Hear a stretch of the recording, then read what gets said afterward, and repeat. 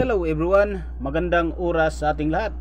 Welcome to my videos. Maraming salamat sa panonood at lalo na sa mga nag-subscribe. Thank you guys. At kung bago ka pa lang dito sa aking videos, huwag kalimutan mag-like, comments, shares and subscribe para updated ka sa aking mga bagong upload na mga videos na mayroong magandang kasaysayan at halaga tungkol sa ating mga barya. Guys, ito yung coins natin ngayon. Ang 1 piso na mayroong taon 1974 at 1972. So tapusin ang video guys para malaman mo or malaman natin ang kahalagahan at mga impormasyon tungkol dito sa ating viral na mga barya na ang 1 piso na Jose Rizal. So i-share ko sa inyo guys ang totoong presyo tungkol dito sa ating 1 piso na Jose Rizal na mayroong taon 1972 at 1974 na si Jose Rizal. The 1 piso coins featuring Jose Rizal from 1972 and 1974 are popular among collectors. Their value varies based on factors such as condition, rarity, and market demand. Vintage figures.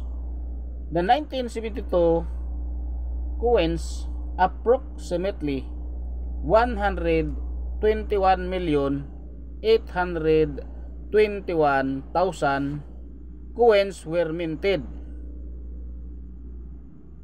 And the 1974 approximately 45,631,000 coins were minted with an additional of 10,000 fruit coins produced. And the estimated values, the 1972 coins very fine, approximately 0.50 US dollar. Extra fine, approximately 1 US dollar, and the uncirculated condition approximately 2 US dollar. The 1974 coins very fine, approximately 0.50 US dollar. Extra fine, approximately 1 US dollar. Uncirculated condition, approximately 2 US dollar. These values are approximate and can fluctuate based on the coin's condition and the current market. Auction record. While specific auction records for these coins are limited, here are some recent listings.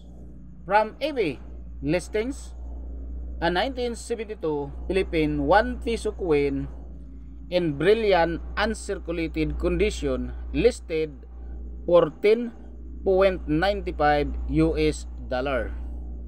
A lot of 3 Philippine 1972 1 piso coin in a great condition listed for 5.99 US dollar. A 1972 Philippine peso with a struck through errors in a brilliant uncirculated listed for 200 US dollar. In Etsy listing, selling online,